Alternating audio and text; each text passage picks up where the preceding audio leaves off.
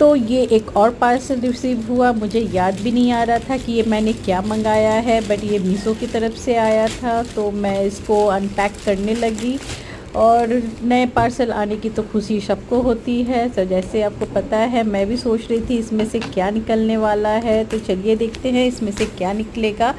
और जैसे जैसे मैं अनपैक कर रही थी, मुझे अंदाज़ा हो रहा था कि इसमें से क्या निकलने वाला है।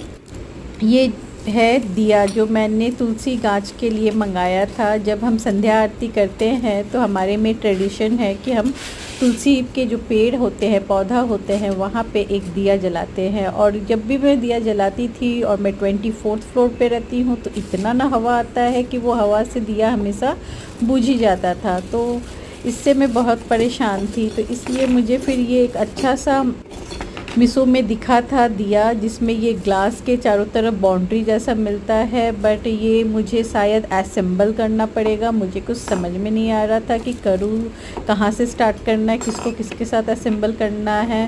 फिर धीरे धीरे मैं वर्कआउट कर रही थी कि चलो ठीक है। तो फिर ये मैं असेंबल करना स्टार्ट कर दी। इसमें कुछ स्क्रू दिए हुए थे जिसको एक दूसरे के साथ अटैच कर, और ये मैं अपना कारीगर दिमाग लगा रही थी। बट उसमें एक पार्ट डिफेक्टिव है, जो नीचे वाला पार्ट है। बाकी का सब तो हो गया, बट नीचे वाला पार्ट बहुत ही ज़्यादा डिफेक्टिव था। फिर भी मैं ट्राई किए जा रही थी, हार नहीं मान रही थी, क्योंकि ट्राई करने वालों की कभी क्या था वो मैं भूल गई।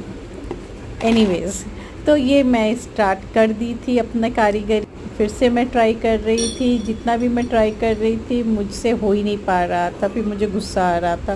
फिर भी मैंने पहला वाला टॉप पार्ट तो बना लिया, मिडल पार्ट भी बना लिया। बट बारी थी इस दो पार्ट को जोड़ने की, जो मुझसे नहीं हो रहा था, क्योंकि उसका जो स्क्रू का जो उन्होंने दिया था ना, वो उसमें है ही नहीं, वो उसका मैच ही नहीं है। और ये किसी भी तरह से नहीं हो रहा था। फिर मैंने इसको छोड़ ही दिया। इसको मैं रिटर्न करने वाली हूँ।